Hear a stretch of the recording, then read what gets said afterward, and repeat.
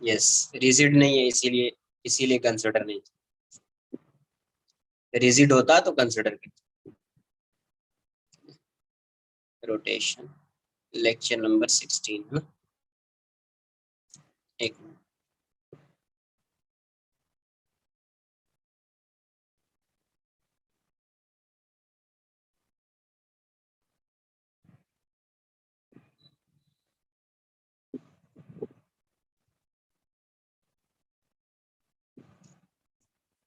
देखो अब ये कैसे फाइंड करते हैं, ICR instantaneous centre of rotation को कैसे फाइंड करते हैं वो देख लेते हैं, ठीक है।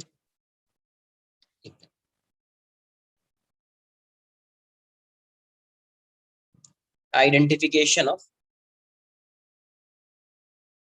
Identification of ICR.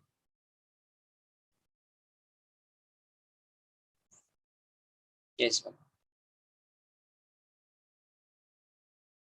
Identification of ICR. अब क्या गिवन है, if the velocity of a point, if the velocity of a point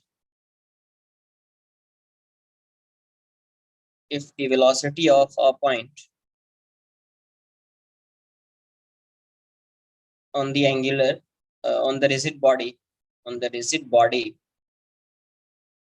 and the angular velocity are given.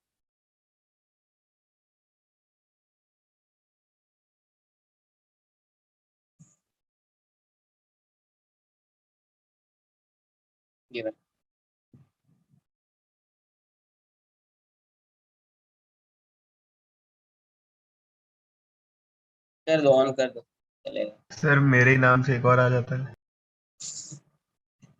ठीक है, ऑन। देखो यार, if the velocity of a point on the rigid body and the angular velocity are given, है ना, तब कैसे find करेंगे ICR, वो समझ ये। तो आपको क्या करना है, सपोज देख लो, अरे देखो यार इन सबको क्या है।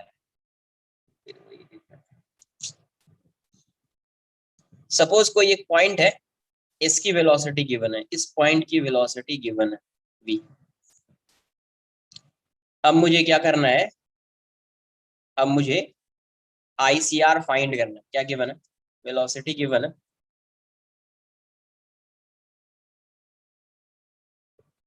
लास्ट लेक्चर अटेंड किया था ना,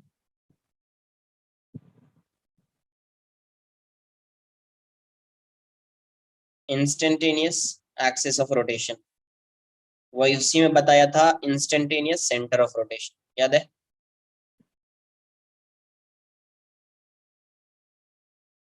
इंस्टेंटेनियस एक्सिस ऑफ रोटेशन जब बता रहा था, वहीं पे बताया था इंस्टेंटेनियस सेंटर ऑफ रोटेशन।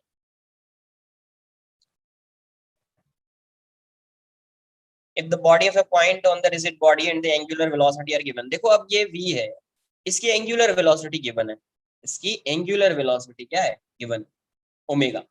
अब इसमें क्या होना चाहिए, एक चीज और गिवन होगी कि ये किस डायरेक्शन में रोटेट कर रहा है, ये क्या कर रहा है, किस डायरेक्शन में रोटेट कर रहा है। सपोज ये क्लॉकवाइज रोटेट कर रहा है, अगर क्लॉकवाइज रोटेट कर रहा है तो आपको एक परपेंड, सबसे पहले जो v गिवन है, आपको इस पे एक परपेंडिकुलर ड्रॉ करना पड़ेगा। क्या करना पड़ेगा, देन ये गिवन होगा, आपको करना क्या है, ड्रॉ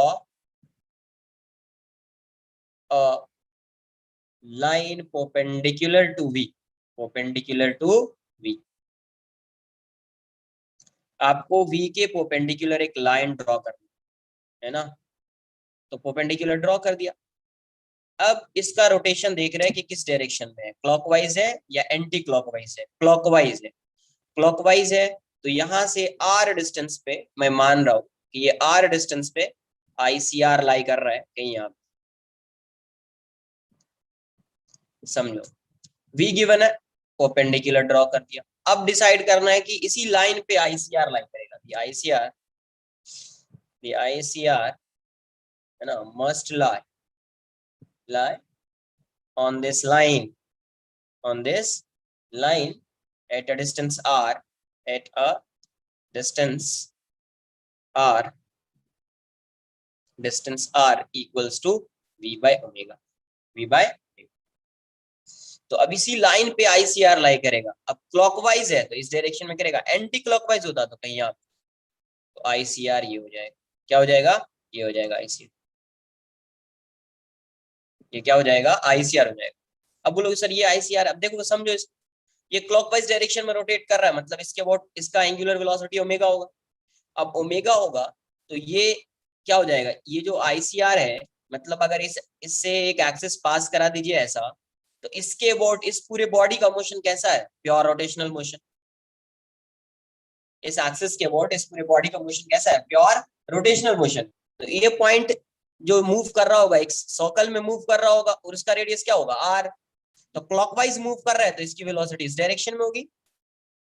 अगर ये एंटी क्लॉकवाइज रोटेट करता, अगर ये एंटी क्लॉकवाइज रोटेट करता, तो अगर ICR यहाँ पे, अगर आप फाइंड करते कि बोलते कि ICR यहाँ पे है, तो वो रॉन्ग हो जाता। क्यों, क्यों रॉन्ग होता, क्योंकि अगर ये एंटी क्लॉकवाइज ऐसे रोटेट करेगा ना, इस डायरेक्शन में एंटी क्लॉकवाइज रोटेट कर रहा होता, तो यहाँ पे इसकी वेलोसिटी इस डायरेक्शन में, एंटी क्लॉकवाइज है तो इस डायरेक्शन में, क्लॉकवाइज है तो यहाँ पे वेलोसिटी इस डायरेक्शन। कुछ आई बात समझ में,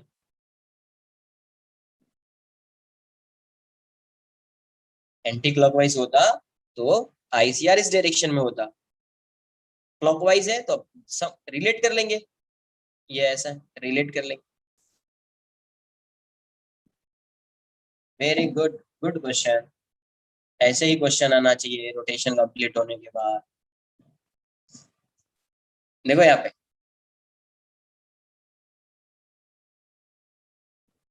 ये बताओ, ये एक्सिस ऑफ रोटेशन है, ये क्या है, एक्सिस ऑफ रोटेशन है, इसके अबाउट जो है ये रोटेट कर रहा है। तो अगर ये इस पॉइंट की वेलोसिटी अगर मुझे फाइंड करनी होगी, इसका रेडियस r है, तो v क्या लिखेंगे, ओमेगा r होगा या नहीं होगा, तो r की वैल्यू क्या होगी, v बाय ओमेगा होगी या नहीं होगी।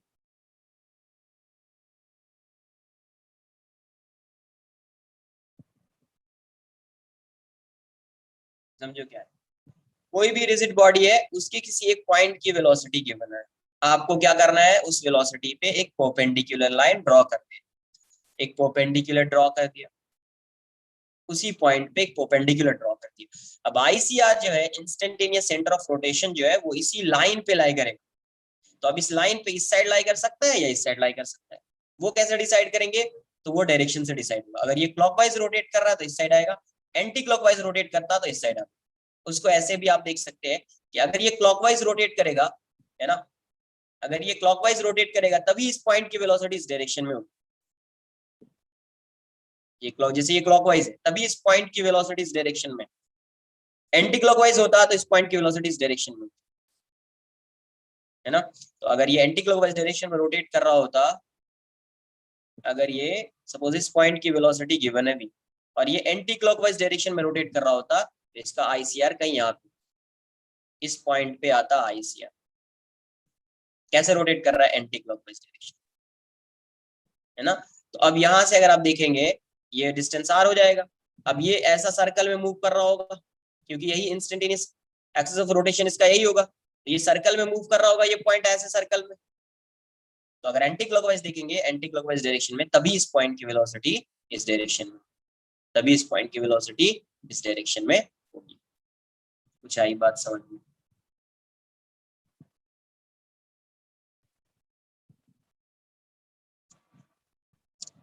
Case 2।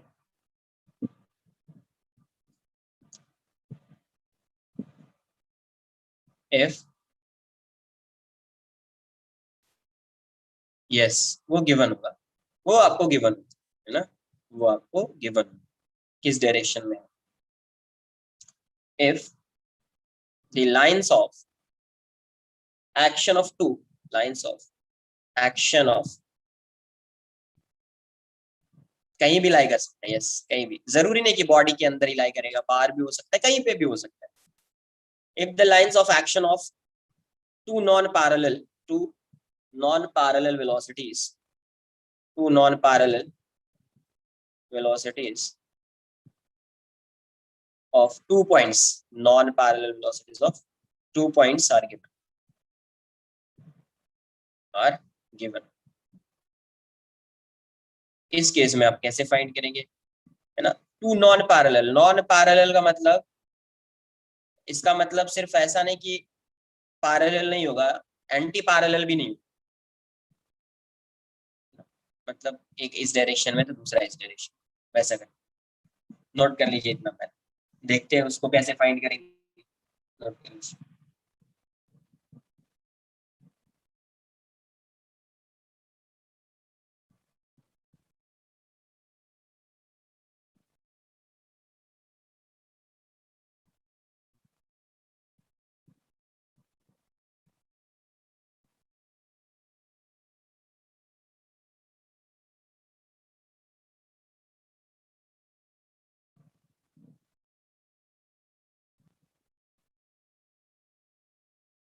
Yes, first page, first page.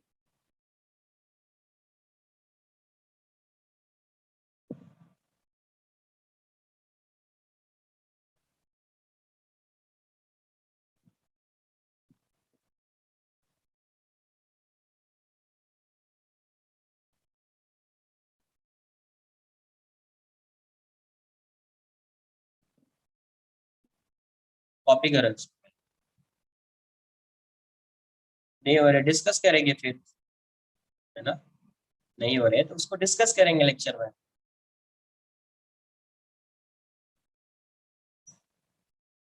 देख लेता हूँ इस वीक में ये चैप्टर कंप्लीट हो जाएगा, ठीक है, टाइम मिला तो डिस्कस करेंगे इसी वीक में, वरना डाउट लेक्चर में डिस्कस करें, ठीक है। नहीं हो रहा है तो डिस्कशन तो होगा ना यार।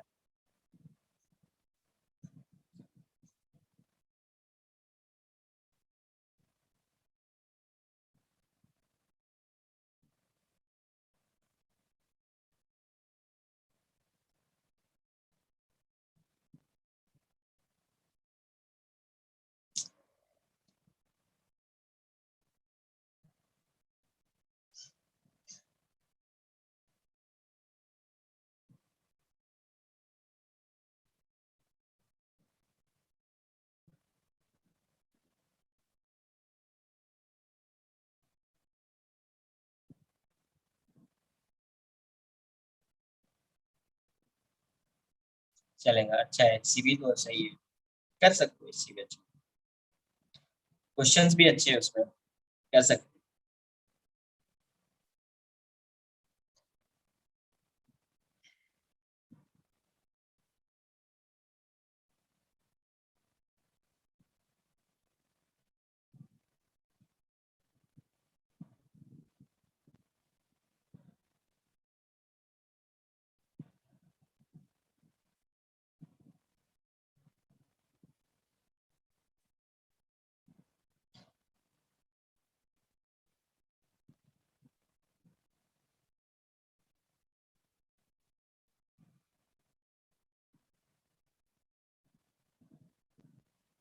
कॉपी किया इसको। नॉन पैरेलल है तो उसके इसमें देखते हैं कैसे सॉल्व करेंगे अपन, नॉन पैरेलल।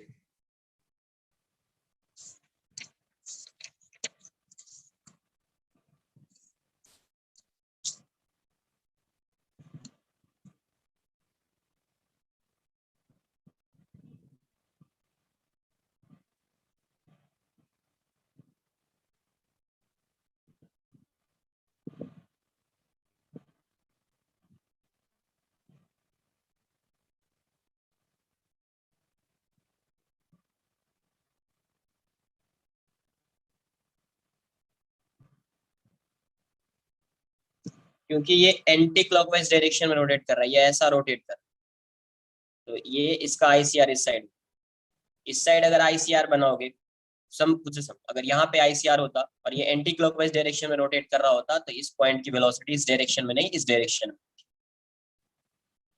ठीक है। इसलिए आईसीआर यहाँ पे नहीं होगा, ठीक है। डन।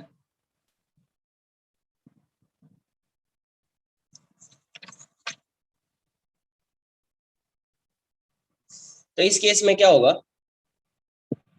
मान लीजिए एक पॉइंट है, इसकी वेलोसिटी गिवन है, इस डायरेक्शन में, इस डायरेक्शन में गिवन है V1 मान लीजिए। तो क्या करना है, एक पॉइंट ये है तो यहाँ पे परपेंडिकुलर ड्रॉ कर दिया। क्या ड्रॉ कर दिया? परपेंडिकुलर, जैसे पहले ड्रॉ करते थे यहाँ पे परपेंडिकुलर। एक दूसरा पॉइंट यहाँ पे है ना, और इसकी वेलोसिटी इस डायरेक्शन में V2, ये पॉइंट भी है। तो देखो दोनों कैसी वेलोसिटी, नॉन पैरेलल वेलोसिटीज। अब यहाँ पे भी परपेंडिकुलर ड्रॉ करेंगे, वहां पे भी परपेंडिकुलर ड्रॉ किया था, यहाँ पे भी परपेंडिकुलर ड्रॉ करेंगे। तो यहाँ पे जब परपेंडिकुलर ड्रॉ करेंगे तो इसका जो पॉइंट ऑफ इंटरसेक्शन होगा दोनों परपेंडिकुलर का, वो कहीं यहाँ पे होगा। पॉइंट ऑफ इंटरसेक्शन कहाँ पे होगा? यहाँ पे। इसी पॉइंट को बोलेंगे ICR। इसी पॉइंट को क्या बोलेंगे? ICR। तो जहां पे वेलोसिटीज गिवन है, non parallel velocities, perpendicular draw कर दिया। परपेंडिकुलर एक दूसरे को इंटरसेक्ट करेगा, परपेंडिकुलर एक दूसरे को इंटरसेक्ट करेगा, उसी पॉइंट को क्या बोलेंगे? ICR। तो यहाँ पे क्या होगा? The point of intersection, the point of intersection of normal at given points is the ICR.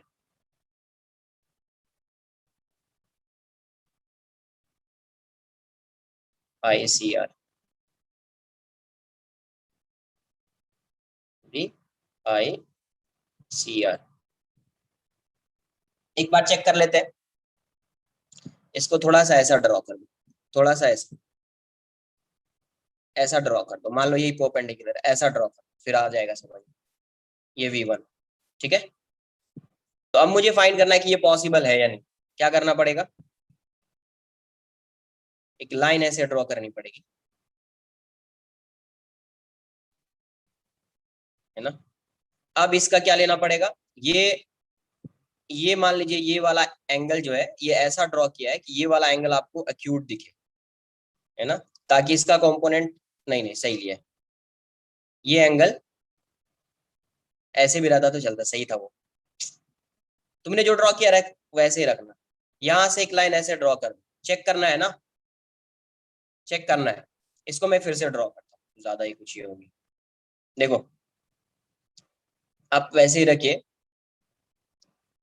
ये पॉइंट की वेलोसिटी इस डायरेक्शन मैंने कंसीडर किया V1, ये परपेंडिकुलर था। दूसरा पॉइंट जो है कहीं यहाँ पे है B, इसकी वेलोसिटी कुछ ऐसी थी, है ना, V2। यहाँ पे परपेंडिकुलर ड्रॉ किया, तो इन दोनों का पॉइंट ऑफ इंटरसेक्शन नॉर्मल का यहाँ पे है, तो यही क्या हो जाएगा? ICR। अब चेक करना है कि ऐसी वेलोसिटीज पॉसिबल है या नहीं, है ना। अब एक बार चेक करेंगे कि ये वेलोसिटी पॉसिबल है या नहीं है। तो उसको कैसे चेक करेंगे? तो उसको चेक करने के लिए क्या होगा कि देखो इसका एक कंपोनेंट लेंगे, इस साइड आएगा ना कंपोनेंट, इसको θ1 बोल दीजिए, इसको θ2। तो इसका एक कंपोनेंट आएगा V1 cos θ1, एक कंपोनेंट आएगा V1 sin θ1। इसका एक कंपोनेंट इस साइड आएगा V2 cos θ2, एक कंपोनेंट आएगा इसके परपेंडिकुलर V2 sin θ2। अब देखो ये दिस इक्वल्स टू दिस हो सकता है ना यार, V1 cos θ1 equals to V2 cos θ2 तो हो सकता है ना।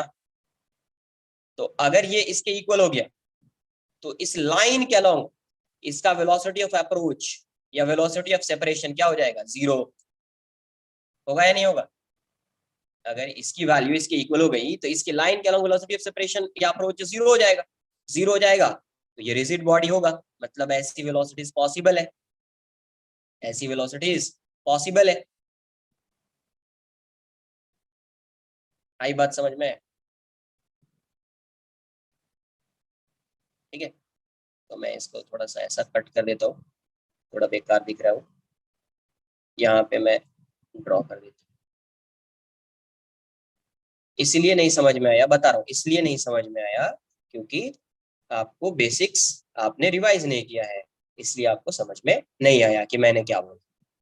ठीक है, यहाँ पे परपेंडिकुलर ड्रॉ कर दिया, यहाँ पे भी परपेंडिकुलर ड्रॉ कर दिया, इसका पॉइंट ऑफ इंटरसेक्शन ये है, ये हो जाएगा ICR। समझो, फिर से समझो। ऐसा नहीं कि कोई भी पॉइंट किसी भी डायरेक्शन में चला जाएगा।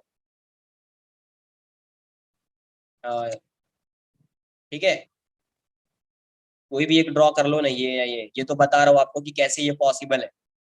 इस पॉइंट की वेलोसिटी इस डायरेक्शन में है, इस पॉइंट की वेलोसिटी इस डायरेक्शन में है, इस डायरेक्शन में।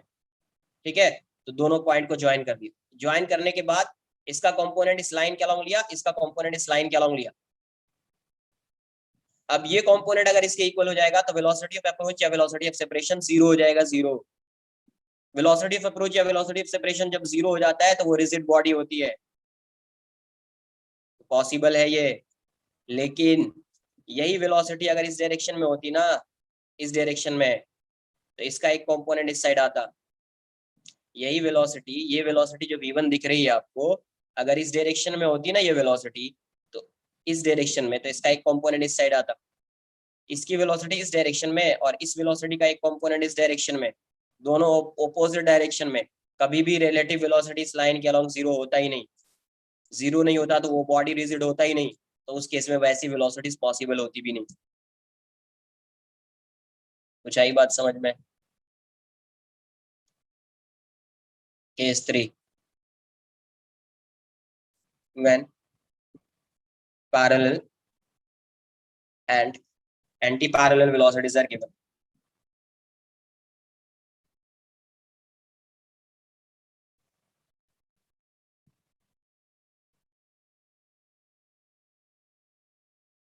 are given। अरे यहाँ समझो ना, पैरेलल में नहीं होगा, पैरेलल नहीं हो सकती है वेलोसिटी। क्यों नहीं हो सकती? अरे बोलने का मतलब ये है कि जो बॉडी है ये यहाँ पे, वो पॉइंट जो ये है और ये पॉइंट है, जब इसके लाइन को आप ज्वाइन करेंगे तो वेलोसिटी ऑफ सेपरेशन या अप्रोच जो है वो जीरो होना चाहिए, तभी रिजिड बॉडी होगा, वरना रिजिड बॉडी नहीं होगा। तो वो चीज आपको कंसिडर करनी पड़ेगी। ऐसा नहीं कोई भी वेलोसिटी दिया हुआ है आपने फाइंड कर लिया कि आईसीआर ये है।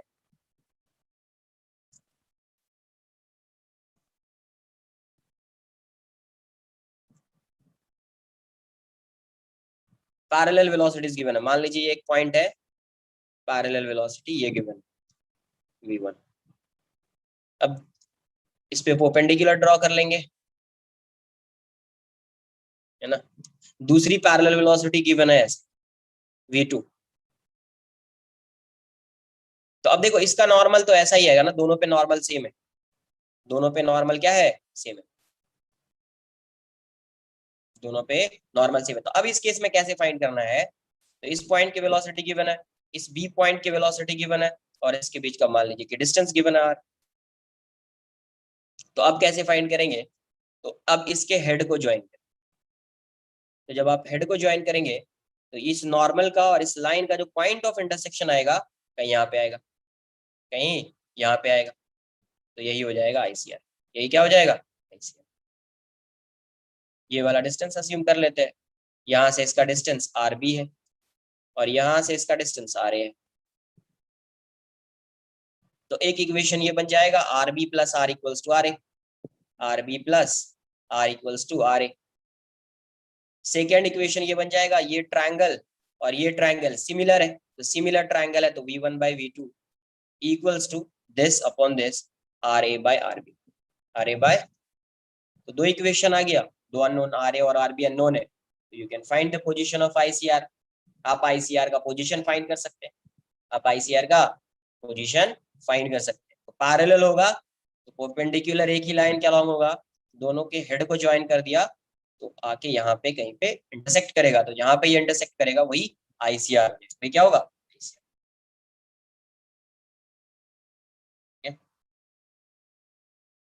कॉपी कर लीजिए।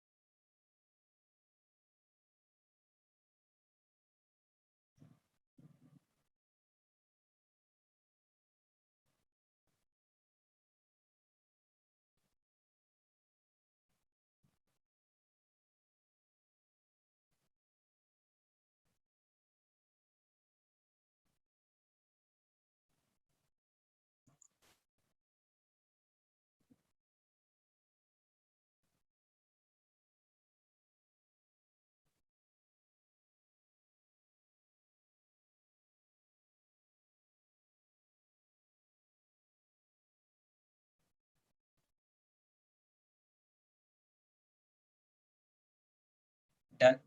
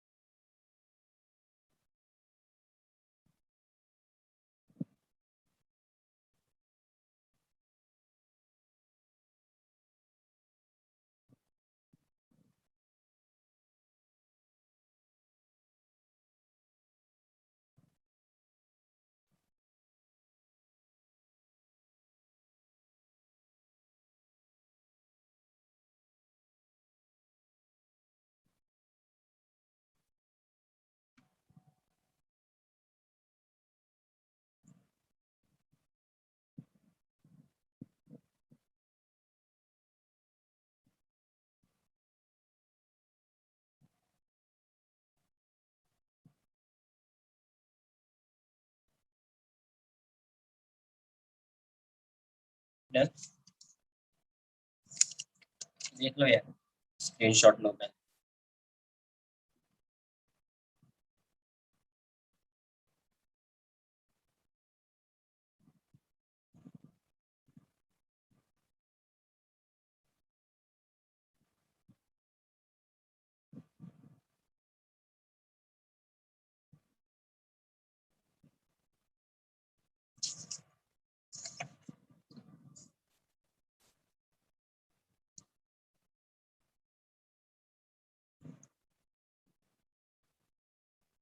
अब अगर एंटी पैरेलल होता तो उसको कैसे सॉल्व करते?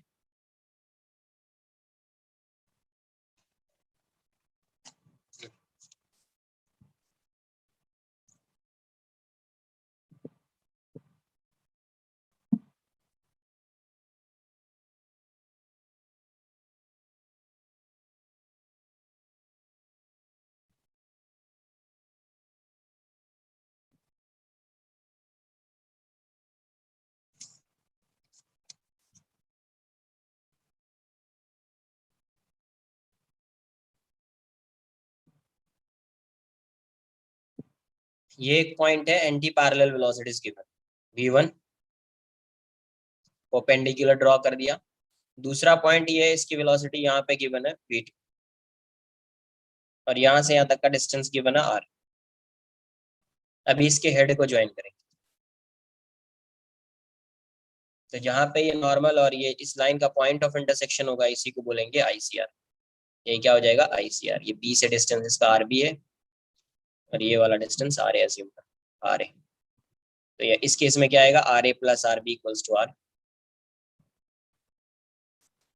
एंड अब दो ट्रायंगल दिख रहा है, तो V1/V2 equals to RA bye तो दो इक्वेशन से पोजीशन आ गया, दो इक्वेशन से क्या होगा, पोजीशन आ गया। ठीक है,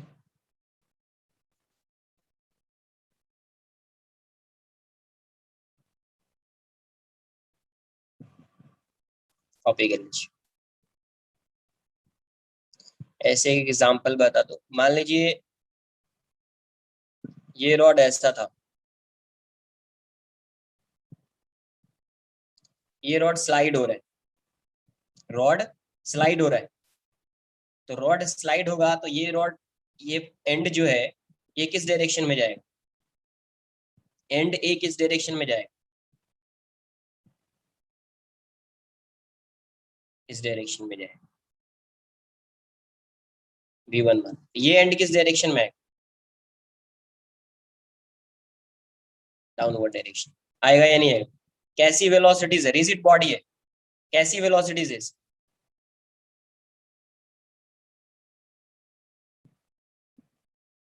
परपेंडिकुलर है, मतलब पैरेलल एंटी पैरेलल तो नहीं है, नॉन पैरेलल है। क्या है, नॉन पैरेलल। परपेंडिकुलर ड्रॉ कर दो, यहाँ पे परपेंडिकुलर ड्रॉ कर दिया, यहाँ पे परपेंडिकुलर ड्रॉ कर दिया, तो इन दोनों परपेंडिकुलर का पॉइंट ऑफ इंटरसेक्शन कहाँ पे, यहाँ पे, तो यही क्या हो जाएगा ICR। मतलब इस इंस्टेंट पे ये रॉड सर्कुलर मोशन कर रहा है, किस एक्सिस के अबाउट, तो इस एक्सिस के अबाउट, इस एक्सिस के अबाउट, इस एक्सिस के अबाउट, तो यही इसका क्या हो जाएगा ICR, क्या हो जाएगा ICR।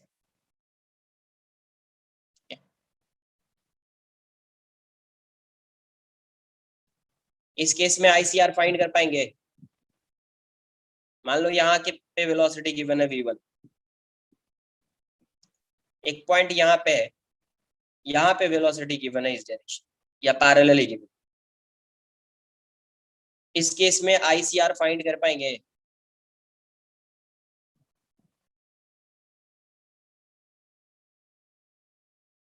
नहीं कर पाएंगे, है ना, क्योंकि परपेंडिकुलर ड्रॉ करेंगे तो वो दोनों पैरेलल हो जाएगा, तो वो दोनों पैरेलल हो जाएगा, तो पॉसिबल नहीं हो पाएगा। तो दूसरा ये भी है, दूसरा ये भी है, एक लाइन, एक लाइन से इसको ज्वाइन कर दिया ऐसा, ठीक है, ये एंगल θ1, ये एंगल θ2, इसका एक कंपोनेंट इस साइड v2 cos θ2, एक कंपोनेंट इस साइड v2 sin θ2, इस डायरेक्शन में v1 cos θ1, इस डायरेक्शन में v1 sin θ1। अब ये बताइए इस लाइन के अलोंग, वो सब जनरलाइज कुछ नहीं करना, आपको पता है कि कैसा होगा, बस वो समझ लेना, जनरलाइज नहीं करना है, जरूरी है ना, वैसा कोई कंपलसरी नहीं है कि वेलोसिटी अगर नॉन पैरेलल है तो बाहर हो जाएगा, ऐसा थोड़ी है, इसमें आया ना, हर केस में थोड़ी आएगा। तो यहां से देखिए इस लाइन के अलोंग, अलोंग ए बी, इसी के अलोंग वेलोसिटी ऑफ सेपरेशन या वेलोसिटी ऑफ अप्रोच फाइंड करना होता है। तो इस केस में इसकी velocity V A B, velocity of approach क्या होगा, 0 हो सकता है, इस केस में वेलोसिटी ऑफ अप्रोच 0 हो सकता है, नहीं हो सकता है, क्योंकि दोनों ऑपोजिट डायरेक्शन में ऐड हो जाएगा, तो ये रिजिड बॉडी होगा, ये रिजिड बॉडी होगा, इसलिए इस केस में instantaneous axis of rotation define नहीं, इसलिए इस केस में इंस्टेंटेनियस एक्सिस ऑफ रोटेशन या instantaneous centre of rotation define नहीं। आई बात समझ में? कॉपी कर लीजिए, एक दो क्वेश्चन करते हैं इस पे इंस्टेंटेनियस। नहीं नहीं, वो क्वेश्चन में क्या गिवन है, क्वेश्चन में गिवन क्या है, वेलोसिटी ऑफ 2 पॉइंट्स, 2 पॉइंट, ये जो पॉइंट है और ये पॉइंट है, इन दोनों पॉइंट की वेलोसिटी गिवन है, ये वेलोसिटी, ये पॉइंट मूव कर सकता है, ये रिजिड बॉडी में ये पॉइंट जो है इसके रेस्पेक्ट में मूव कर सकता है, कोई डिस्प्लेसमेंट होगा इसका, नहीं होगा, ठीक है। तो फिर कोई, फिर ये जो अपन लिख रहे हैं कि velocity of 2 points are given, तब तो कभी फाइंड ही नहीं कर पाओगे, हमेशा पैरेलल एंटी पैरेलल कुछ भी कर दोगे, एक ही पॉइंट पे ला सकते हो, शिफ्ट करके, शिफ्ट करके एक ही पॉइंट पे ला सकते हो फिर, है ना, वो काम नहीं करेगा।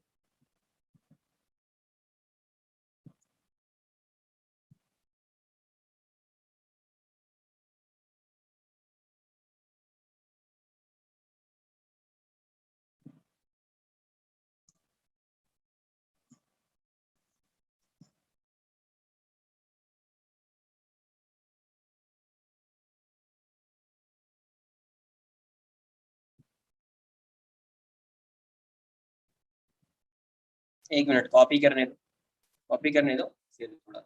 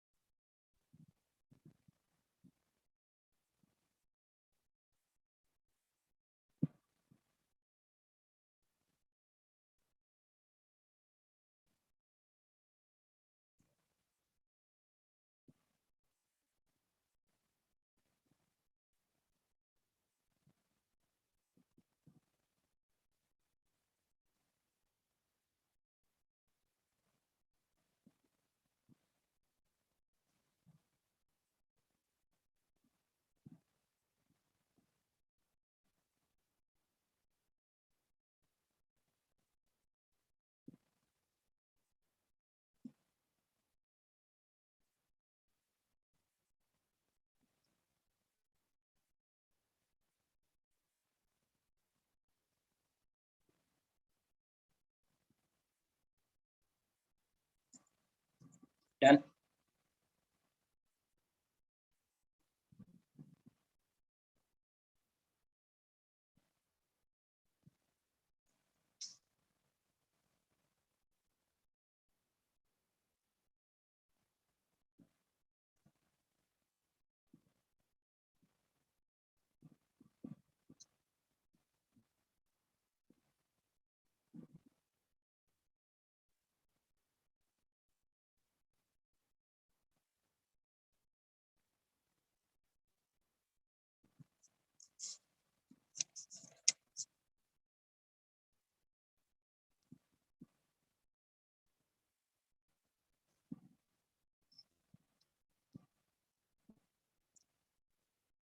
Find the position of ICR.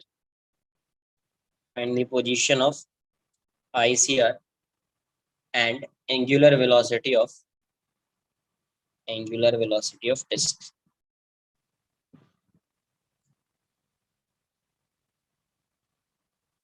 ये ऐसा दिया, एक डिस्क है, इस पॉइंट की वेलोसिटी गिवन है 4v, ये पॉइंट है, इस पॉइंट की वेलोसिटी गिवन है 2v, इस पॉइंट की वेलोसिटी गिवन है 2v, और इसका रेडियस जो है ये r है, ये क्या है r है। तो इस रॉड का पहले इस ये जो डिस्क है, इस डिस्क में आईसीआर का पोजीशन फाइंड करना है और इस डिस्क की एंगुलर वेलोसिटी फाइंड, एंगुलर।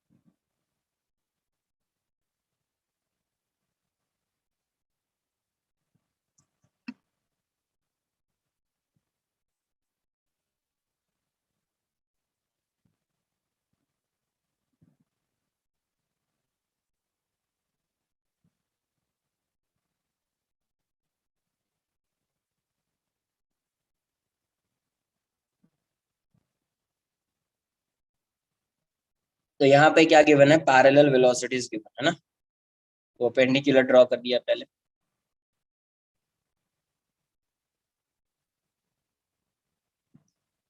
इन दोनों के हेड को ज्वाइन कर दिया,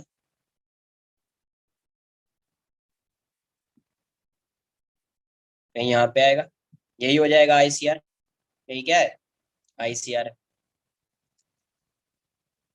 तो ये पॉइंट ए मान लो और ये बी है, ये वाला डिस्टेंस आर बी,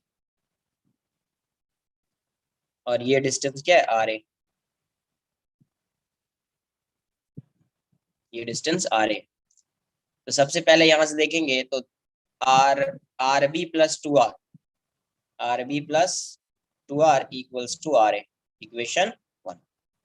सेकेंड क्या, दो ट्राइंगल दिख रहा है, सिमिलर ट्राइंगल है, तो 4v/2v equals to this upon this, तो R A by R B.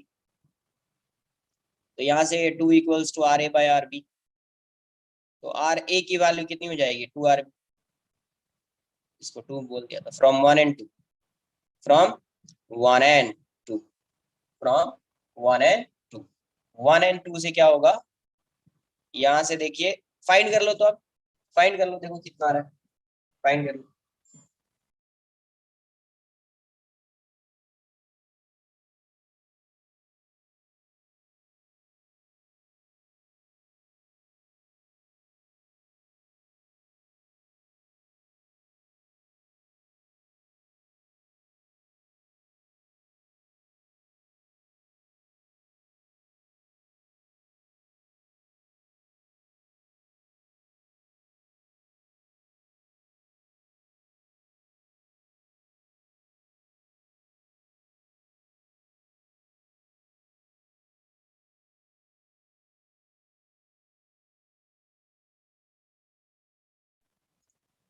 कितना आ रहा है आंसर, पुट कर दो वैल्यू। तो R B equals to 2r equals to 2rb, है ना। तो 2r इक्वल्स टू कितना हो जाएगा, 2rb माइनस आरबी। तो 2r इक्वल्स टू आरबी। तो आरबी की वैल्यू कितनी हो गई, 2r, मतलब ये डिस्टेंस 2r हो गया। पोजीशन फाइंड कर लिया, बी से कितना आएगा 2r और इससे कितना आएगा 4r। इसका मतलब है इसके अबाउट कैसा मोशन होगा, इस पूरे बॉडी का मोशन कैसा है इस पॉइंट के, यहाँ से जो एक्सेस पास हो रहा है इसके अबाउट इसका मोशन कैसा है, pure rotational motion, pure rotational motion. तो अगर आप ऐसा करेंगे, मान लीजिए ये पॉइंट आईसीआर है, ये क्या है आईसीआर है, और ये एक पॉइंट है इस डायरेक्शन में, ये 2v है, और ये एक पॉइंट है इस डायरेक्शन में, ये 4v है। ये 2v है और ये 4v है। इसका डिस्टेंस कितना है, ओमेगा से मान लो रोटेट कर रहा है। ये डिस्टेंस 2r अभी फाइंड किया, और ये डिस्टेंस 4r है, ये डिस्टेंस 4r है। तो अगर आप प्योर रोटेशनल मोशन है तो इस पॉइंट की वेलोसिटी को क्या लिखोगे, 2v equals to omega into 2r, या 4v equals to omega into 4r। तो यहाँ से ओमेगा की वैल्यू कितनी आ जाएगी, v बाय आर। ओमेगा का की वैल्यू कितनी आएगी यहाँ पे, v बाय आर।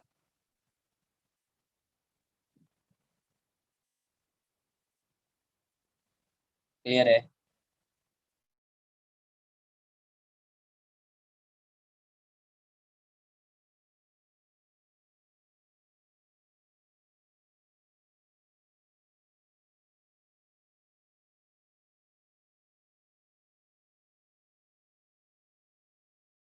ओमेगा ये डिस्टेंस कितना है 4r,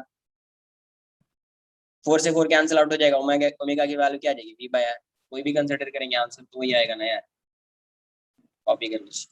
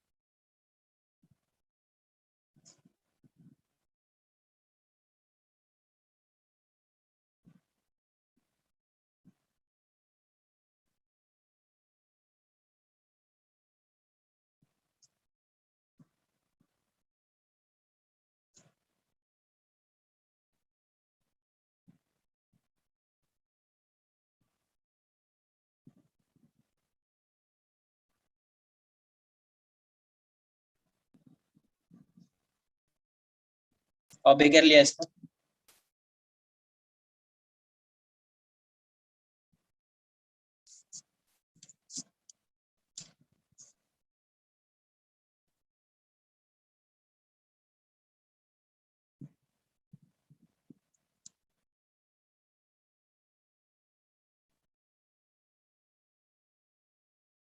अभी तुमको ये सब क्यों जानना है, इसका वेटेज कितना है? एग्जाम कल है तो क्या तुम्हारा?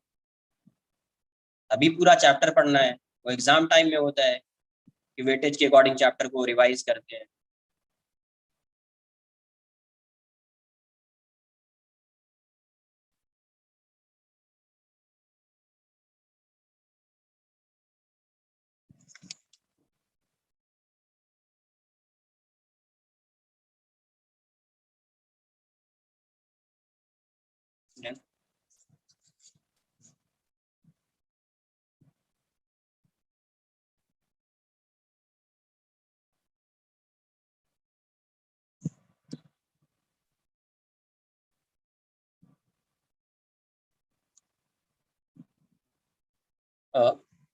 ऐसा दिया next question, a uniform rod of length L, length L and mass M.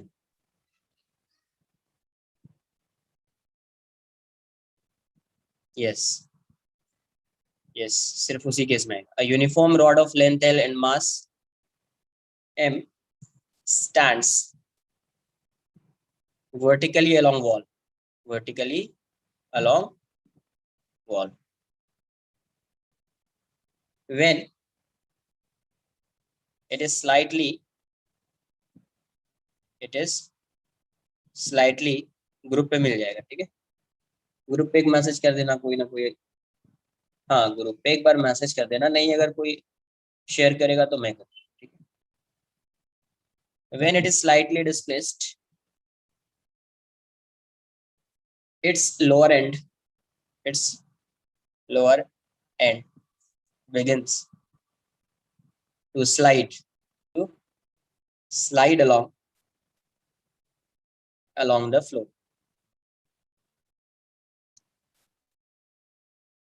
Find the angular velocity of rod as a function of theta, as a function of theta. पहले रॉड कैसा था, ये मान लीजिए वॉल है, ये rod ऐसा, ठीक है? इसको स्लाइटली डिस्प्लेस किया तो अभी ये रॉड कुछ ऐसा हो जाएगा।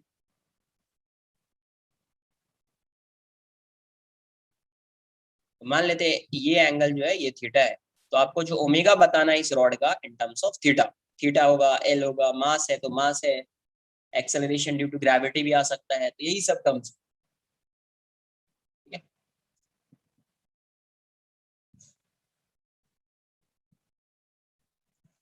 सी का मास एम है और लेंथ स्लाइटली डिस्प्लेस किया तो ये ऐसा। ट्राई करो एक बार, देखो।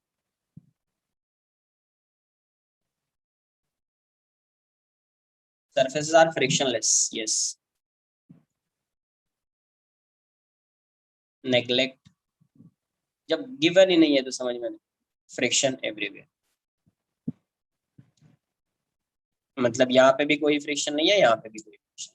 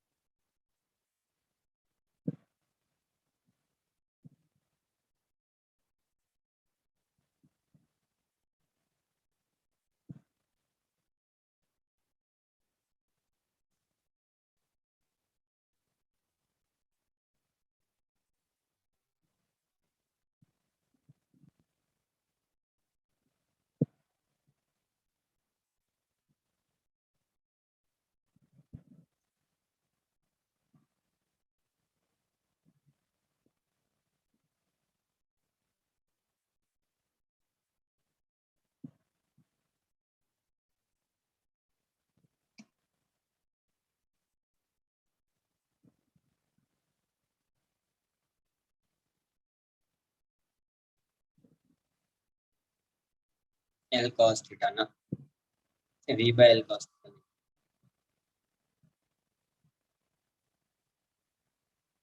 ओमेगा फाइंड करना है, क्या करना पड़ेगा? ओमेगा फाइंड करना है। हाँ कुछ वैसा ही आएगा, कुछ वैसा ही आएगा जैसे तुम्हारे आंसर आ रहे हैं ना, कुछ वैसा ही है।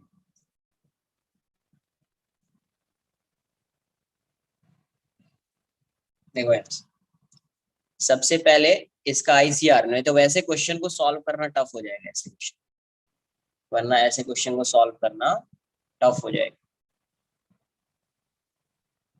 ठीक है? तो इसके लिए ICR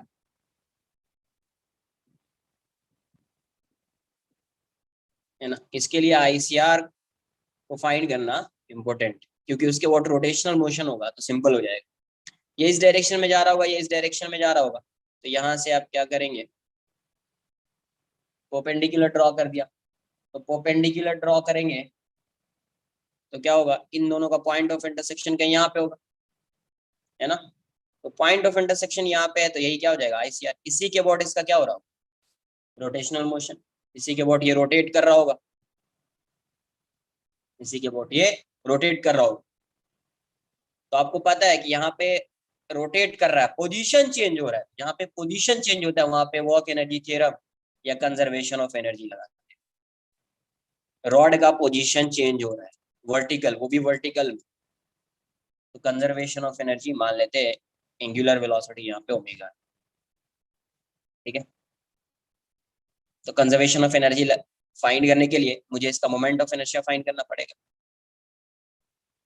moment of inertia find करना पड़ेगा। तो इसका सेंटर तो यहीं पे होगा ना यार, सेंटर ऑफ मास कहीं यहाँ पे होगा। अच्छा ये डिस्टेंस आर है, ये डिस्टेंस भी आर है, तो ये जो एक रेक्टेंगल टाइप का बन रहा है यहाँ पे, जरूरी नहीं कि स्क्वायर है, रेक्टेंगल टाइप का जो बन रहा है, तो इस केस में ये जो डायगोनल है और ये जो डायगोनल है, ये दोनों डायगोनल डायगोनल सेम होगा। डायगोनल सेम होने का मतलब है 2r की वैल्यू l के इक्वल हो जाएगी, तो r जो है वो l/2 हो जाएगा, r की वैल्यू l/2 हो जाएगी। अब इसके अबाउट मुझे मोमेंट ऑफ इनर्शिया फाइंड करना पड़ेगा, क्योंकि कंजर्वेशन ऑफ एनर्जी लगाएंगे या वर्क एनर्जी थ्योरम लगाएंगे, तो उसके लिए मुझे मोमेंट ऑफ इनर्शिया आना चाहिए। तो इसके अबाउट मोमेंट ऑफ इनर्शिया क्या हो जाएगा, I equals to centre of mass के अबाउट ICM, दो पैरेलल एक्सिस है, ICM प्लस mr²। तो इसके about moment of inertia rod का कितना होता है, ml²/12 प्लस ml/2 का स्क्वायर। तो ये हो जाएगा ml²/12 प्लस ml²/4, कैलकुलेट करेंगे तो ml²/3 आ जाएगा। क्या आ जाएगा, ml²/3। तो इसके अबाउट मोमेंट ऑफ इनर्शिया आ गया ml²/3। अब वर्क एनर्जी थ्योरम लगा दे, वर्क एनर्जी थ्योरम।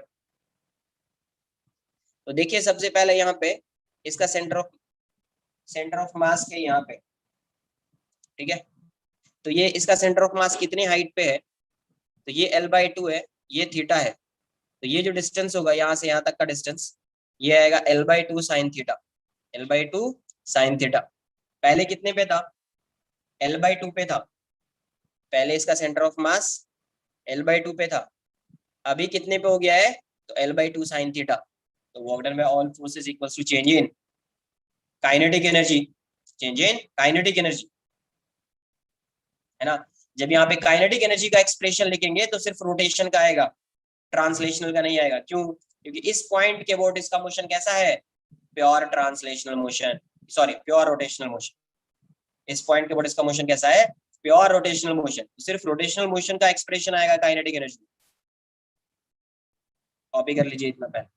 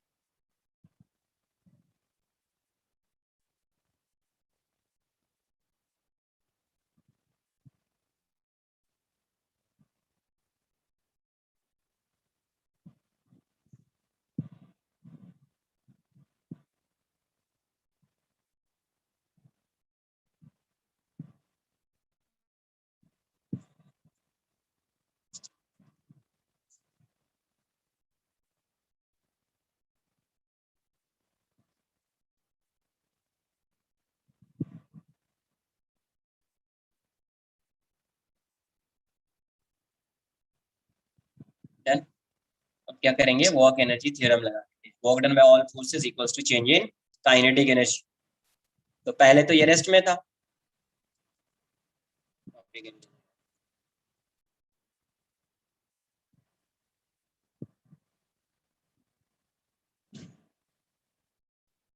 ये कैसे पता चला?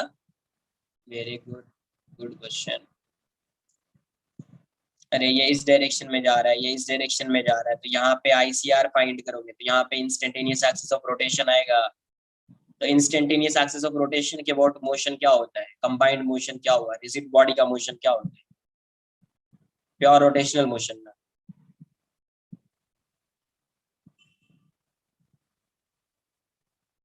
अरे आया ना, हाँ कुछ वैसा ही है, इसलिए प्योर रोटेशनल मोशन कंसिडर कर रहे हैं। तो यहाँ से क्या आ रहा है, using work energy theorem, question खत्म हो चुका है। Using work energy theorem, work done by all forces equals to change in kinetic energy. तो एक ही फोर्स एक्ट कर रहा है जिसका वर्क डन होगा, work done by gravity equals to K final minus K initial. तो ग्रेविटी का जो फोर्स है डाउनवर्ड डायरेक्शन में, और सेंटर ऑफ मास का डिस्प्लेसमेंट भी डाउनवर्ड डायरेक्शन। तो mg पहले सेंटर ऑफ मास था l/2 पे, अभी कितना है l/2 साइन थीटा। तो डिस्प्लेसमेंट कितना हुआ है इसका, डाउनवर्ड डायरेक्शन में डिस्प्लेसमेंट कितना, l/2 minus l/2 sine theta. ये बात आई समझ में क्या? पहले ग्राउंड से कितने डिस्टेंस पे था, l/2 डिस्टेंस पे, अभी कितने पे है, l/2 साइन थीटा पे। तो डाउनवर्ड डायरेक्शन में डिस्प्लेसमेंट कितना हुआ, l/2 minus l/2 sine theta equals to half I omega square minus 0। ये हो जाएगा mg, l/2 कॉमन ले लीजिए, तो हो जाएगा 1 minus sine theta equals to half, ये हो जाएगा ml square by 3 into omega square. तो ml कैंसल आउट, 2 से 2 भी जाएगा, तो यहाँ पे क्या आ जाएगा g into 1 minus sine theta equals to omega square l/3। तो यहाँ से ओमेगा स्क्वायर की वैल्यू कितनी हो गई, 3g/l into 1 minus sine theta. तो ओमेगा का आंसर कितना जाएगा, under root 3g/l into 1 minus sine theta, 1 minus, ये इसका आंसर है।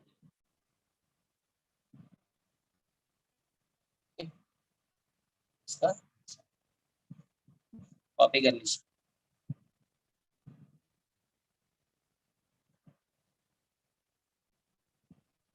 यस, यस, कहीं भी आपको देखे ट्रांसलेशनल प्लस रोटेशनल, तो ज्यादा बेटर क्या होता है, क्वेश्चन को सॉल्व करना बहुत सिंपल हो जाता है इससे। वहां पे आप आईसीआर फाइंड कर लीजिए एक बार, आप अगर जो इन्फॉर्मेशन गिवन है उससे अगर आप आईसीआर फाइंड कर सकते हैं तो आईसीआर फाइंड कीजिए, क्वेश्चन सिंपल हो जाए।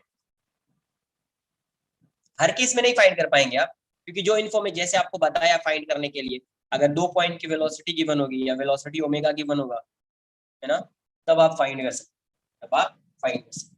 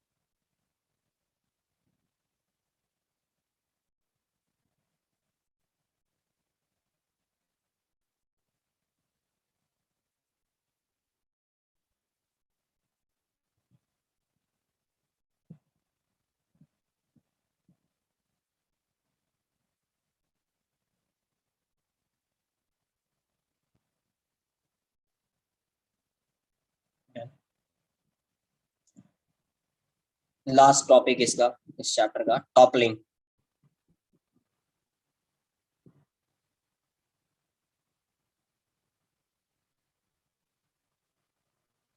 टॉपलिंग, देखो टॉपल होने का मतलब क्या, रोटेट है ना बेसिकली। जैसे ये मान लीजिए ये एक ब्लॉक है ना, यहाँ पे कोई ऑब्स्टेकल टाइप का ऐसा है, समझने के लिए टॉपलिंग बता रहा हूँ, ऐसा है। अगर आप यहाँ से, ये ऐसा जाएगा, मूव कर रहा था, ये ऐसे मूव कर रहा था, यहाँ पे आया, रोटेट कर जाएगा यहाँ, है ना। तो ये इस एज के बोर्ड, मतलब इस एक्सिस के बोर्ड, ये क्या करेगा, यहाँ पे रोटेट कर जाएगा। इस एक्सिस के बोर्ड ये क्या करेगा, रोटेट कर जाएगा। वैसा अगर ये ब्लॉक है, यहाँ पे फोर्स लगाओगे, यहाँ पे फोर्स लगाओगे, और यहाँ पे फ्रिक्शन सफिशियंट होगा, तो उस केस में भी ये रोटेट कर सकता है। फ्रिक्शन को सफिशियंट होना पड़ेगा, फ्रिक्शन को सफिशियंट होना पड़ेगा। तो बेसिकली टॉपलिंग की मीनिंग होगी कि किसी भी एक्सिस के अबाउट ये रोटेट कर सकता है। तो यहाँ पे किस एक्सिस के अबाउट रोटेट करेगा, अगर आप फोर्स ऐसा लगा रहे हैं तो ये इस एक्सिस के अबाउट रोटेट करेगा, ऐसा। यहाँ पे जो एक्सिस है, इस एक्सिस के अबाउट रोटेट करेगा, ठीक है, इस एक्सिस के अबाउट। तो बेसिकली टॉपलिंग की मीनिंग वही होगी कि ये रोटेट करेगा। अब रोटेट कर रहा है तो इसका टॉर्क होना चाहिए, रोटेट कर रहा है तो टॉर्क होना चाहिए। और भी देखिए कि क्या क्या हो सकता है, क्या कंडीशन आएगा इस, ठीक है। तो समझते हैं एक बार में। एक ब्लॉक लिया ऐसा, एक ब्लॉक है जिसका लेंथ जो है इससे ग्रेटर है, यस। दो block, block A block B, यहाँ पे फोर्स लगा रहे हैं एफ, सेम हाइट पे मान लीजिए फोर्स लगा रहे हैं, यहाँ पे भी सेम हाइट पे फोर्स लगा रहे हैं। अब ये बताओ किस केस में, सिर्फ आप इतना बता दो, आगे मैं बताऊंगा, है ना, डायरेक्ट नहीं बोलूंगा, कुछ मैथमेटिकल एक्सप्रेशन आएगा, उससे आपको समझ में आ जाएगा। आप ये बताओ कि किस केस में बॉडी के स्लाइड होने की टेंडेंसी ज्यादा है, और किस केस में बॉडी के टॉपल होने की टेंडेंसी ज्यादा है।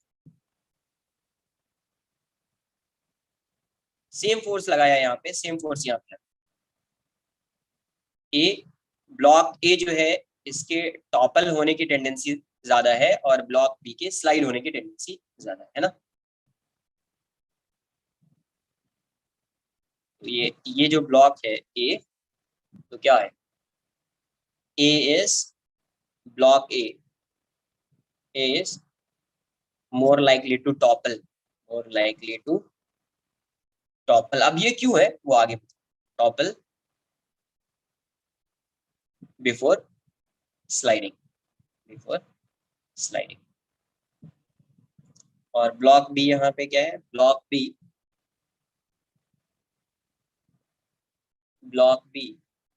is more likely to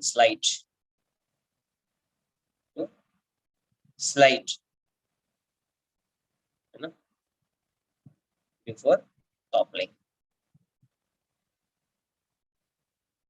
copy कर लीजिए, वो देखेंगे कि क्यों है ये टेंडेंसी ऐसी, क्यों।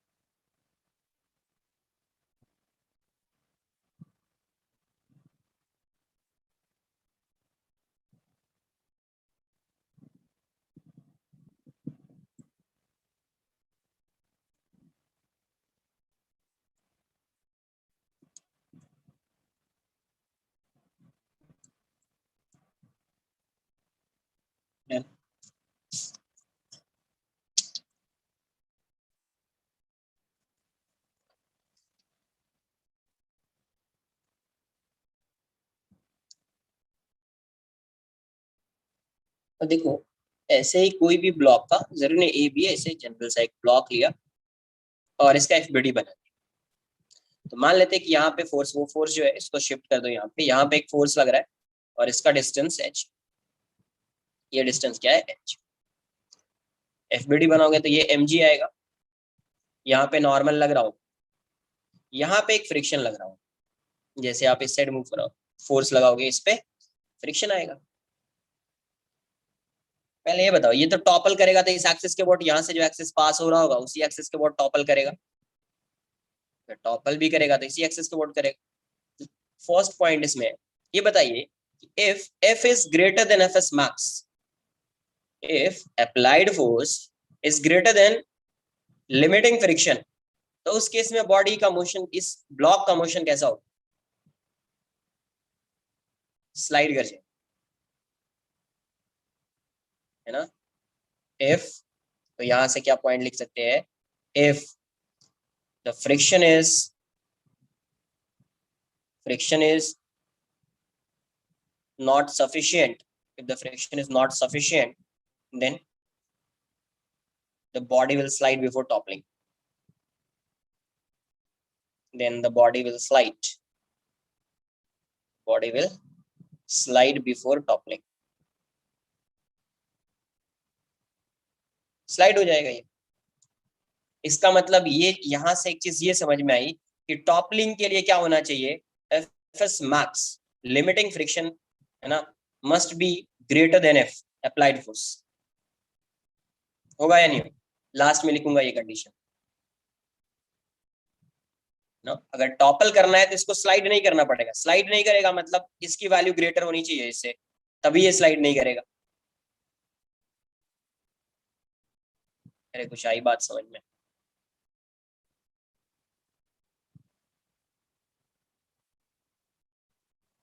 तो यहां से अब देखो, translational, for translational equilibrium, translational equilibrium, तो ट्रांसलेशनल इक्विलिब्रियम के लिए क्या होएगा, या in case of translational equilibrium net force 0 हो जाएगा, F equals to Fs max, ये हो जाएगा दोनों, एंड नॉर्मल की वैल्यू mg के इक्वल हो जाएगी। अब अगर आप टॉर्क फाइंड कर रहे हो, मतलब बॉडी क्या कर रही है, मूव नहीं कर रही है ना। अब अगर आप टॉर्क फाइंड करोगे, and torque about point O, torque about point O, point O के अबाउट अगर आप टॉर्क फाइंड करेंगे तो टॉर्क अबाउट पॉइंट O क्या आ जाएगा, इस डिस्टेंस को आप R कंसिडर, ये डिस्टेंस R अज्यूम कर लिया R, तो टॉर्क देखिए क्या आएगा, टॉर्क अबाउट पॉइंट O, तो टॉर्क अबाउट पॉइंट O जो है वो आ रहा है, इसका टॉर्क आएगा, इसका टॉर्क आएगा, इसका टॉर्क आएगा, mg F, फ्रिक्शन का टॉर्क 0 हो जाएगा क्योंकि फ्रिक्शन का जो फोर्स है, ये फ्रिक्शन ये इसी से पास हो रहा है, तो इसका कोई टॉर्क नहीं होगा, इसका आएगा, इसका आएगा और इसका आएगा। इसका टॉर्क कितना, h इंटू एफ, क्लॉकवाइज, ये h है ये f है, थोड़ा सा शिफ्ट करेंगे तो ऐसा दिखेगा क्लॉकवाइज। mg का टॉर्क ये r है, r को शिफ्ट कर देंगे तो ये ऐसा एंटी क्लॉकवाइज, तो माइनस आर mg। इसका टॉर्क फाइंड करेंगे तो ये r है, थोड़ा सा शिफ्ट करेंगे तो ये क्लॉकवाइज, तो प्लस ले लिया r into N, r into N, तो टॉर्क ये हो जाएगा।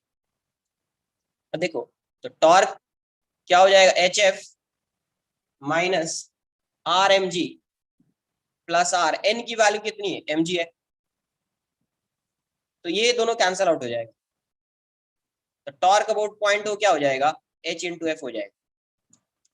इसका मतलब अनबैलेंस टॉर्क आ गया, तो अनबैलेंस टॉर्क आएगा तो ये बॉडी क्या कर जाएगी, टॉपल कर जाएगी, रोटेट कर जाएगी बॉडी, उस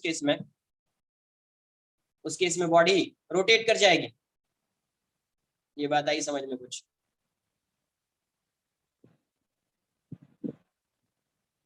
तो अभी क्या होगा, नॉर्मल रिएक्शन क्या होता है, शिफ्ट हो जाता है जब आप फोर्स लगाओगे यहाँ पे। तो देखो यहाँ पे क्या होता, इसके टॉर्क को कौन बैलेंस करता, जो फोर्स का टॉर्क यहाँ पे डेवलप हो रहा है, इस फोर्स की वजह से जो टॉर्क आ रहा है, इसको कौन बैलेंस करता है, mg का ही टॉर्क बैलेंस करता है क्योंकि यही नेगेटिव है, यही बैलेंस करता है। बट इसके टॉर्क को कौन कैंसिल कर रहा है, नॉर्मल का टॉर्क, तो नॉर्मल का टॉर्क अभी डिक्रीज होगा। डिक्रीज, अगर ये टॉर्क डिक्रीज हो गया तो ये इन दोनों का जो रिजल्टेंट होगा इसका और इसका वो नेगेटिव आएगा। तो हो सकता है वो नेगेटिव इसको बैलेंस कर ले। तो क्या होता है कि mg तो वहीं पे लगेगा, mg का तो पोजीशन चेंज होगा नहीं, सेंटर ऑफ मास तो चेंज होने वाला है नहीं है, तो फोर्स ये mg यहीं पे लगेगा। बट नॉर्मल क्या होता है, थोड़ा सा शिफ्ट हो जाता है, शिफ्ट होता रहता है नॉर्मल। नॉर्मल क्या होता रहता है, शिफ्ट होता रहता है इस side towards axis of rotation. तो ये अभी x डिस्टेंस पे आ गया, ये r डिस्टेंस पे आ गया, फ्रिक्शन ऐसा ओ पॉइंट इसी के अबाउट चाहिए, इसी एक्सिस के अबाउट चाहिए। तो क्या क्या करेगा, टू कैंसल या counter balance the effect of unbalanced torque, unbalanced torque, torque the normal, the normal, the normal reaction, the normal reaction will shift towards AOR, axis of rotation। अब देखो इसके टुवर्ड्स शिफ्ट हुआ है तो अभी क्या होगा, इसका तो h इंटू एफ आएगा, ये डिस्टेंस h है तो h इंटू एफ आएगा। इसका क्या होगा, r into M G minus हो जाएगा और इसका x इंटू एन, तो ये x आ जाएगा अभी। अगर मैं इसके वो टॉर्क फाइंड करूंगा ना तो इसका जो टॉर्क आएगा वो पॉइंट के अबाउट ये x आ जाएगा, x mg हो जाएगा। But x is smaller than r, तो इन दोनों का जो टॉर्क आएगा ये कैसा हो जाएगा, यहाँ पे इस केस में नेगेटिव होगा। तो हो सकता है कि वो नेगेटिव टॉर्क इस पॉजिटिव टॉर्क को बैलेंस कर ले। अरे हाँ या ना, हो सकता है ना कि वो नेगेटिव टॉर्क इसके पॉजिटिव टॉर्क को क्या करे, बैलेंस कर ले। अगर बैलेंस कर लिया तो नॉर्मल रिएक्शन यहीं पे रहेगा, अगर बैलेंस नहीं करेगा तो नॉर्मल रिएक्शन और भी शिफ्ट होगा, और भी शिफ्ट होगा। मैक्सिमम कहां तक शिफ्ट हो सकता है, तो नॉर्मल रिएक्शन यहां तक आ सकता है। कहां तक आ सकता है, यहां तक आ सकता है। इतना कॉपी कर लो, फिर आगे देखते हैं शिफ्ट होगा तो अभी आगे क्या होगा। इतना कॉपी कर लीजिए आप पहले, ठीक है?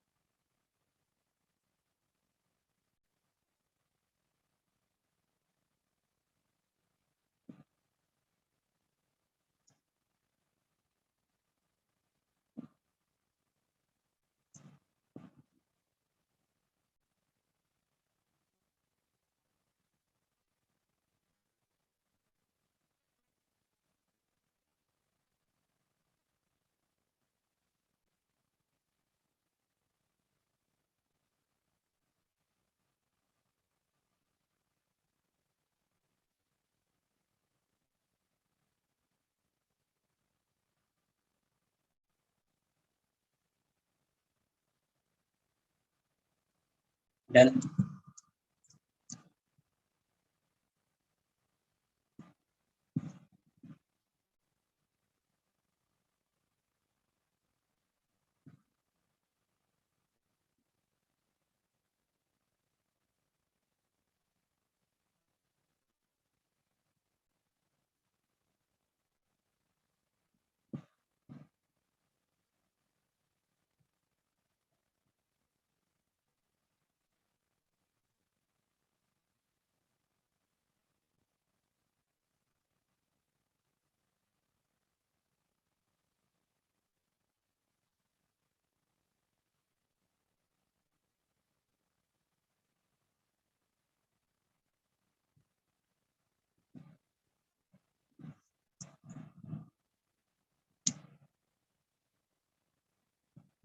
इस केस में आप टॉर्क फाइंड करेंगे तो कितना आएगा,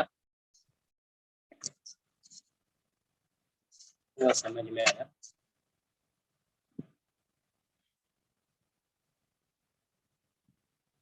इस केस में टॉर्क अगर फाइंड करते, टॉर्क बोट पॉइंट हो कितना आता है, H F minus R M G plus X N.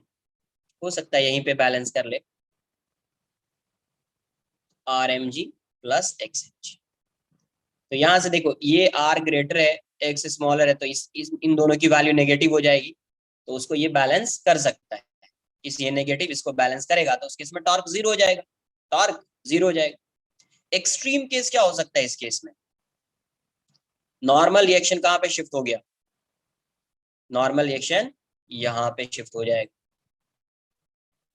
अगर बैलेंस कर रहा होगा है ना, तो ये जीरो हो जाएगा, उस केस में ये जीरो हो जाएगा। नॉर्मल रिएक्शन मैक्सिमम कहां तक शिफ्ट हो सकता है, यहां तक, फोर्स यहाँ पे, ये वाली वैल्यू एच, ये एम जी है, और ये डिस्टेंस आर है, फ्रिक्शन इस साइड है। अब ये बताइए यहाँ पे क्या होगा, अगर ये नॉर्मल रिएक्शन यहाँ पे बैलेंस किया तो ठीक है, नहीं बैलेंस करेगा तो ये टॉपल हो जाएगा। अगर सफिशिएंट फ्रिक्शन है तो नहीं बैलेंस करेगा, है ना।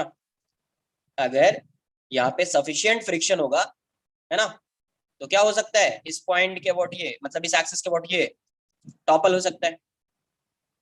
अरे आया ना, बैलेंस किया तो सही है, नहीं बैलेंस किया तो टॉपल हो जाएगा। अब यहां से समझ, इस केस में और इस केस में क्यों वो टॉपल हो रहा था और वो स्लाइड हो रहा था। इस केस में नॉर्मल रिएक्शन जो शिफ्ट होगा उसका जो मार्जिन है वो यहां से यहीं तक, कहां से कहां तक, यहीं, यहां से यहां तक। बट इस केस में जो नॉर्मल रिएक्शन के शिफ्ट होने की मार्जिन है वो यहां से यहां तक। मान लो कि यहाँ पे अगर ये बैलेंस नहीं कर रहा होगा, आर डिस्टेंस है, ये मान लीजिए आर डैश है, तो आर डिस्टेंस तक अगर ये बैलेंस नहीं किया नॉर्मल रिएक्शन इसके टॉर्क, है ना, नॉर्मल रिएक्शन का टॉर्क जीरो हो जाएगा, मतलब एमजी का टॉर्क अगर इसको बैलेंस नहीं किया तो ये टॉपल हो जाएगा। बट इस केस में अगर आर डिस्टेंस तक बैलेंस नहीं किया तो नॉर्मल रिएक्शन और भी थोड़ा शिफ्ट हो सकता है, और भी शिफ्ट हो सकता है कि यहाँ पे बैलेंस कर ले, यहाँ पे बैलेंस कर ले, यहाँ पे बैलेंस कर ले, यहाँ पे बैलेंस कर ले। तो इस केस में टॉपल होने की टेंडेंसी कम है, और इस केस में टॉपल होने की टेंडेंसी इससे ग्रेटर है। क्यों है, क्योंकि नॉर्मल रिएक्शन का जो शिफ्ट होने का जो मार्जिन है ये इसमें कम है और ये इसमें ग्रेटर है। आई बात समझ में कुछ। तो यहाँ पे क्या होगा, नॉर्मल रिएक्शन मैक्सिमम यहीं तक शिफ्ट हो सकता है, यहाँ पे शिफ्ट होकर अगर बैलेंस किया तो सही है, नहीं बैलेंस करेगा तो ये टॉपल हो जाएगा। तो यहाँ से अगर ओ पॉइंट के वो टॉर्क फाइंड करेंगे तो एच एफ आएगा और आर एम जी आएगा, नॉर्मल का टॉर्क तो जीरो हो जाएगा। तो टॉर्क वो पॉइंट की वैल्यू क्या हो जाएगी, H F minus R M G, H F minus R M G. इस पॉइंट का वो टॉर्क जो है H F minus R M G. अगर आप इसको जीरो कर देंगे, अगर ये बैलेंस कर रहा होगा तो एच एफ, है ना, ऐसा लिख दीजिए, एफ, ये जीरो कब होगा, F the torque of F, torque of F if torque of mg is, if torque of mg balances the torque of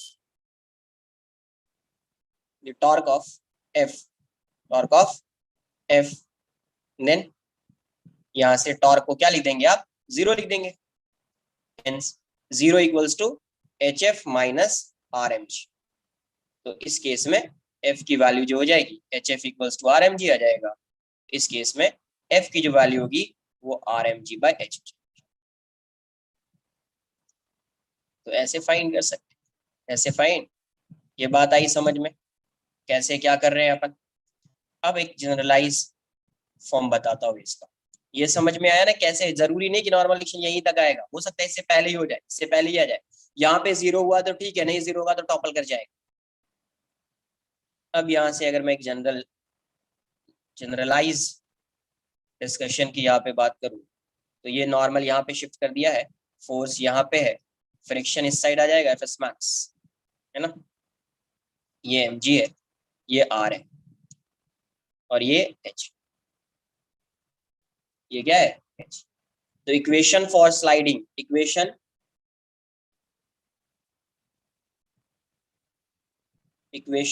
for impending translational motion, impending translational motion, impending मतलब block is on the verge of translational motion, translational motion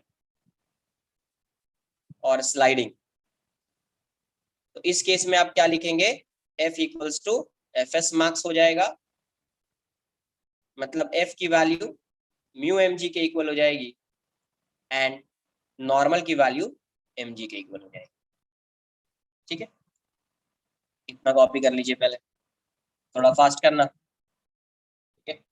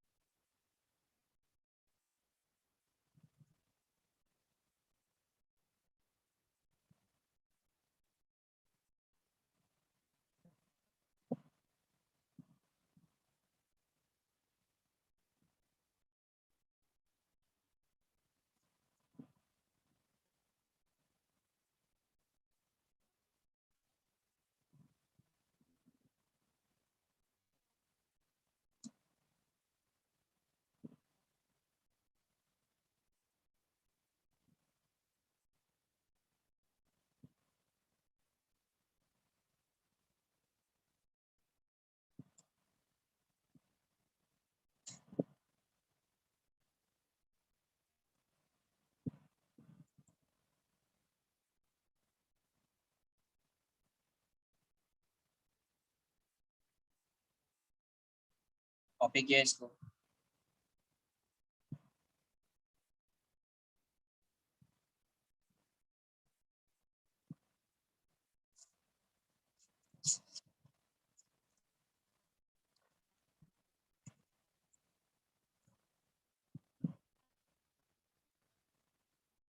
अब equation for impending toppling, मतलब block is on the verge of toppling. तो इस case में torque को zero कर देंगे, जब वर्ज पे होता है तो नेट फोर्स जीरो होता है, नेट टॉर्क जीरो कर दो, तो यहाँ से आ जाएगा आपको H F minus R M G equals to zero. तो यहाँ से एफ की वैल्यू आप लिख सकते हैं M G R by H. ये एफ जो है, ये एफ क्या है, एफ जो आ रहा है M G R by H, ये एफ क्या है, maximum value of F, maximum value of f at which the block will not topple, not topple, या इसी को आप क्या बोल सकते हैं, और minimum value of f, minimum value of f at which the block starts toppling. अरे होगा या नहीं होगा? स्टार्ट्स मैक्सिमम वैल्यू जहां पे टॉपल होगा ही नहीं, और मिनिमम वैल्यू जहां पे टॉपल होना है स्टार्ट हो करेगा ये। जैसे अगर टॉर्क की वैल्यू इससे अगर ग्रेटर हो जाती, एफ की वैल्यू अभी H F equal to R M G है, एफ की वैल्यू अगर इस एफ से स्लाइटली ग्रेटर हो जाएगी तो इसका टॉर्क ग्रेटर हो जाएगा आर एम जी से। टॉर्क ये ग्रेटर हो गया मतलब नेट टॉर्क नॉन जीरो होगा, नॉन जीरो होगा मतलब टॉपल हो जाएगा। तो ये वाली जो वैल्यू है ये एक लिमिटिंग वैल्यू है। तो minimum value of F eight which the block starts toppling, ये मिनिमम वैल्यू जहां पे टॉपलिंग स्टार्ट होगी, या ये मैक्सिमम वैल्यू है जहां तक ये टॉपल नहीं करेगा। अगर आप फोर्स इंक्रीज करोगे तो टॉपल कर जाएगा। तो अब फ्रॉम 1 and 2, उसको इक्वेशन 1 मान लो, इसको 2, तो फ्रॉम 1 and 2, फ्रॉम 1 and 2 क्या आ जाएगा, mu M G equals to M G R by H. M G cancel out हो जाएगा, म्यू की वैल्यू क्या हो जाएगी, आर बाय एच। तो इस म्यू को बोलते हैं, ये जो म्यू है इसको बोलते हैं critical value of coefficient of friction. Critical value of coefficient of friction, coefficient of friction, critical value of coefficient of friction. तो इस वैल्यू पे ना तो टॉपलिंग हो रही है ना तो स्लाइडिंग हो रही है। It is the value of coefficient of friction, coefficient of friction at which the block neither topple nor slide, nor slide।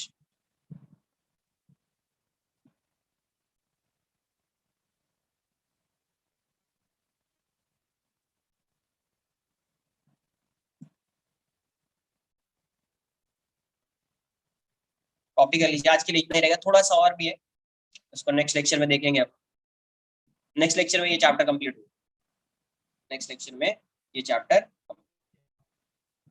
ठीक है, कॉपी कर लीजिए।